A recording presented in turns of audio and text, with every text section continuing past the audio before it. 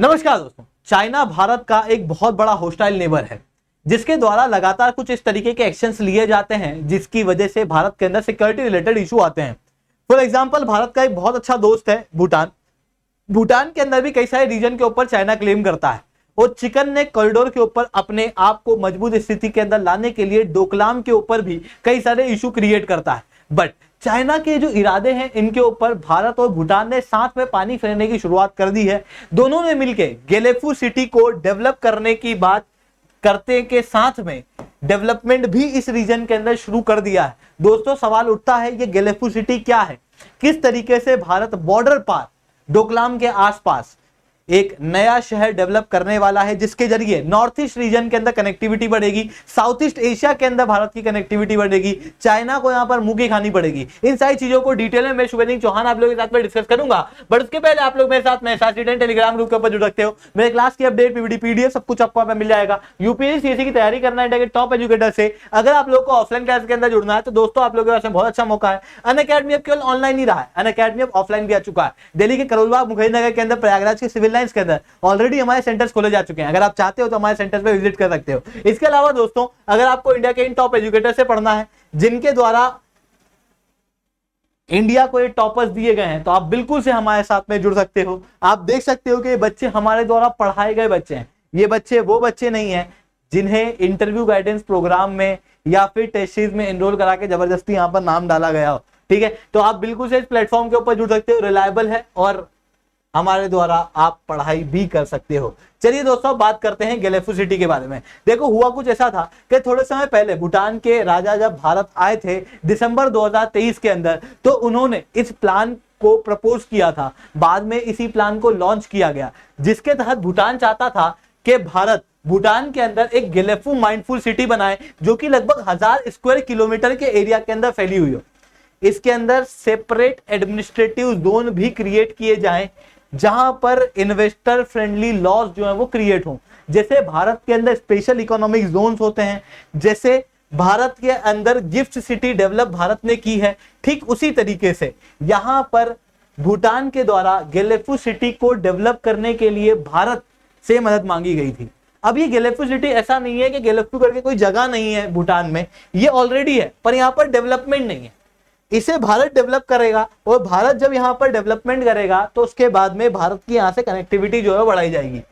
Even ये एक छोटा सा प्लान नहीं है, मतलब ये केवल इस तक सीमित नहीं है कि भारत भूटान में जाएगा, वहां पर एक शहर बनाएगा और चलो आ जाएगा कि बना दिया हमने शहर, नहीं, बल्कि इसके जरिए भारत को पूरे साउथ ईस्ट एशिया के अंदर कनेक्टिविटी मिलने वाली है। ये प्लान काफी बड़ा है जहां पर लैंड कनेक्शन गेलेफू के आगे, फिर आसाम, नॉर्थ ईस्ट इंडिया और उसके बाद Myanmar, Thailand, Cambodia, Laos, Vietnam, Malaysia, Singapore वाले रीजन को इस इकोनॉमिक कॉरिडोर के जरिए जोड़ने का प्रपोजल है और इस पूरे रीजन को भारत के द्वारा डेवलप किया जाएगा।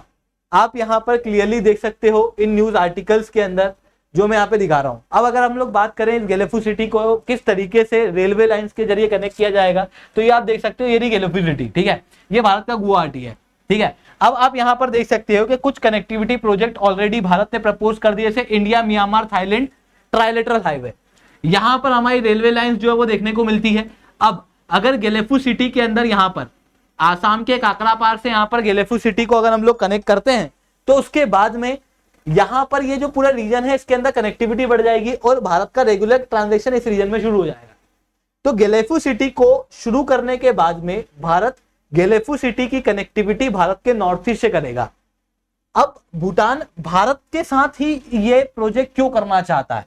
अगर आप देखोगे तो भूटान के ऊपर है चाइना और दूसरी तरफ है भारत। भारत के साथ में भूटान के रिलेशन अच्छे हैं और भूटान एक लैंडलॉक कंट्री है। अगर उसको एक ऐसा स्पेशल इकोनॉमिक जोन सा क्रिएट करना है जहां पर उसको चाहिए कि लंबे समय में मेरे व्यापार हो जाए, लंबे समय में मेरे डेवलपमेंट हो जाए, जहां पर इन्वेस्टर फ्री इन्वायरमेंट क्रिएट हो, ऐसी कंडीशन में इसको पोर्ट की और दूसरे बड़े शहरों की कनेक्टिविटी की आवश्यकता है। पर भूटान में वो चीज है ही नहीं। ऐसी कंडीशन में भूटान को चाहिए समुद्र का एक्सेस, और वो कहां से मिल सकता है? भारत के जरिए। इसलिए भूटान चाहता है कि भारत इसको डेवलप करे। वहीं भूटान के अंदर इकोनॉमिक डेवलपमेंट अभी तक इतना अच्छा नहीं है, पर अब भूटान इकोनॉमिक डेवलपमेंट की तरफ आगे बढ़ रहा है, जिसके लिए भारत के साथ में मिलकर भूटान इस गेलेफू सिटी को डेवलप करना चाहता है। अब भूटान जब ये गेलेफू सिटी को डेवलप कर रहा है तो उसका कहना यह है कि हम IT, education, hotel, hospital sector के अंदर नॉन पोल्यूटिंग इंडस्ट्री को इस गेलेफू सिटी के अंदर प्रमोट करेंगे, क्योंकि इन्वायरमेंट फ्रेंडली यहां पर होने वाला है। वहीं पूरे वर्ल्ड के अंदर अभी इस तरीके की चीजें चल रही है। जैसे भारत ने अभी गिफ्ट सिटी डेवलप किया, वहीं सऊदी अरेबिया द्वारा नियोम को डेवलप किया गया, इंडोनेशिया के अंदर नुसांतारा को डेवलप किया गया। इस तरीके की सिटीज को ऑलरेडी डेवलप किया जा रहा है, जहां पर इन्वेस्टर्स जो है वो अपना इंटरेस्ट भी दिखा रहे हैं, जहां पर ईज ऑफ डूइंग बिजनेस को प्रमोट भी किया जा रहा है। ऐसी कंडीशन में भूटान जो है वो यहां पर अपना इंटरेस्ट दिखा रहा है कि गेलेफू सिटी वो डेवलप करे, और किसके साथ करे? भारत के साथ। अब बात आती है कि भारत के यहां पर क्या इंटरेस्ट है। देखो, Bharat already act east policy वगैरह चलाता है।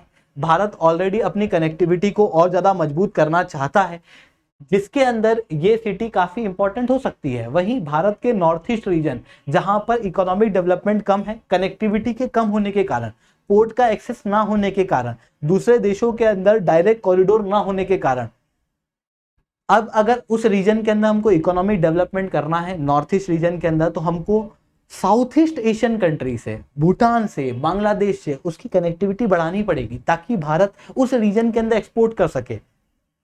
ऐसी कंडीशन के अंदर भारत के नॉर्थ ईस्ट रीजन के डेवलपमेंट के लिए भी भूटान के साथ में ये कॉरिडोर बहुत ज्यादा जरूरी है, और इसी कारण से भारत ने अपना रैपिड इंटरेस्ट शो किया। जैसे ही भूटान ने कहा कि आप ये सिटी को डेवलप करो, उसके बाद में रेलवे लाइन से कनेक्ट करो, तो भारत ने भूटान के गेलेफू सिटी और काकराझार वाले रीजन को आपस में कनेक्ट करने के लिए जो रेलवे लाइन है उसके इनिशियल सर्वे वगैरह को करने के बाद में लोकेशन वगैरह भी निर्धारित कर दी है इस 58 किलोमीटर के कॉरिडोर के लिए, जो आप क्लियरली इस मैप के अंदर देख सकते हो।